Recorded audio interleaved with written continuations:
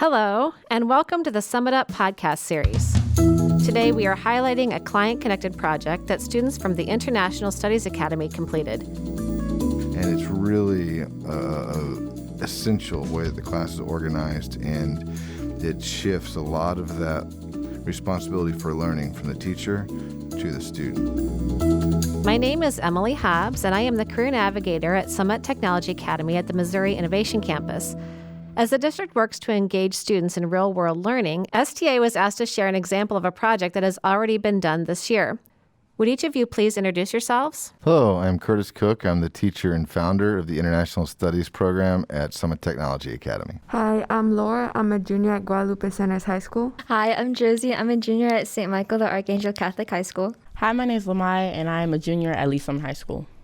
Mr. Cook, for those of our audience members who don't know what a client-connected project is, would you please explain that? Well, for a client-connected project, you need to have somebody from the outside of your classroom that would be the person that's guiding the students and guiding the outline for the deliverables.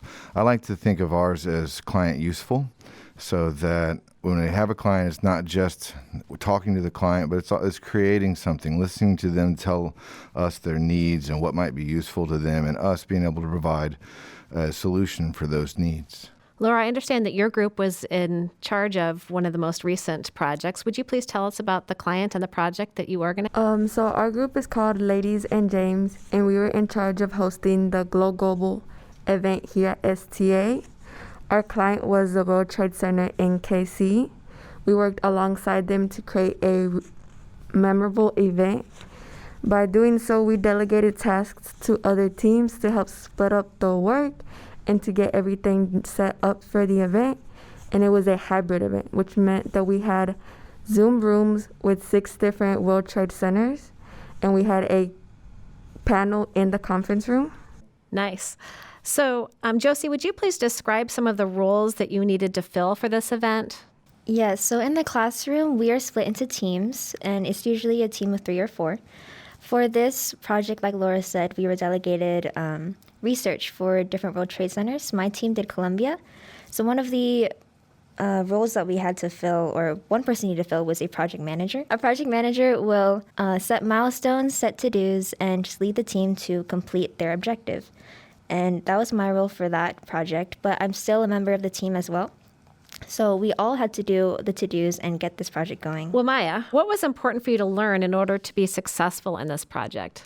I feel like being flexible was definitely an important thing to learn, especially in this project, because for a certain team, their client wasn't able to show up, and so they was helping with my team, which was the networking team. What we did was going around introducing ourselves, our class, what we do, and trying to gain them as a client. I noticed a lot of you did a lot of greeting of the guests.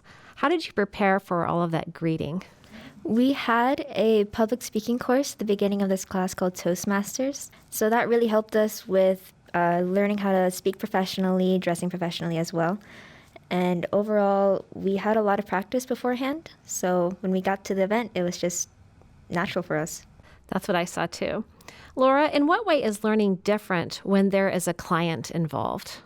So when a client is involved, you have to meet certain standards or expectations just to make sure that you make a memorable impression. You communicate with the client. You set up deliverables of what you want to deliver and what you want to accomplish. And as the event goes on, you make in your head, you're like, okay, I accomplished this, or this needs to be done beforehand or afterhand. And then at the end of the event, you'll communicate with the client. You guys will go over what went well, what they liked, and then hopefully have another project or set a good impression with them. Well, Maya, what were some of the biggest takeaways after your involvement in this project? For me specifically, I found out that I am an excellent small talker. And that was another thing Mr. Cook was very specific on us being able to be good at. I mean, you don't have to really be excellent at it, but just being able to just have a conversation with someone, it's really good. In what ways will this experience prepare you for your future? Being able to network definitely will play a part in my future since I want to be in the business world.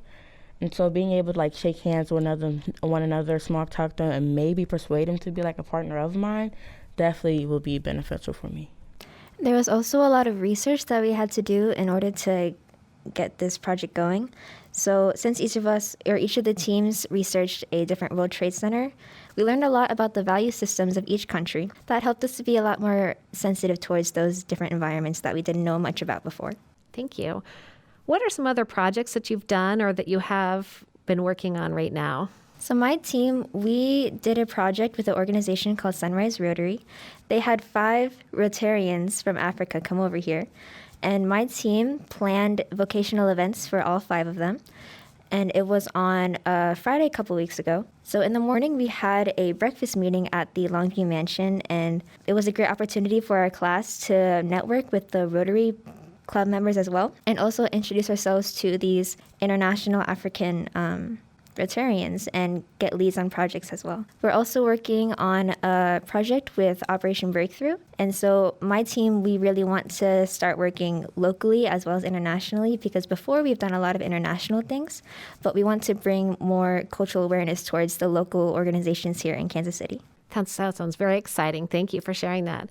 Mr. Cook, how does structuring your course using projects like this impact the teaching and learning in your class? Well, for this class, early on, since I did have the opportunity to design its setup, it was always meant to run in a disaggregated setup, meaning that the teams themselves were very autonomous and they run projects constantly. This is very much an extreme of a project-based learning, because at any given time, currently there's 26 projects ongoing. That's probably going to be about an average. There's 9 teams total. So the learning part, the way we drive home what's happened is we hold a SWOT where we talk about the strengths and the weaknesses, future opportunities for projects. These teams stay together all year and they learn to work together, and we reflect on the projects. The diversity of the learning and the styles is such that the assessment needs to be flexible, and it needs to be in an environment where students are free to discuss. And then that team, the next project they have, will reflect on that earlier SWOT and see, did we achieve those things? Did we take advantage of those opportunities?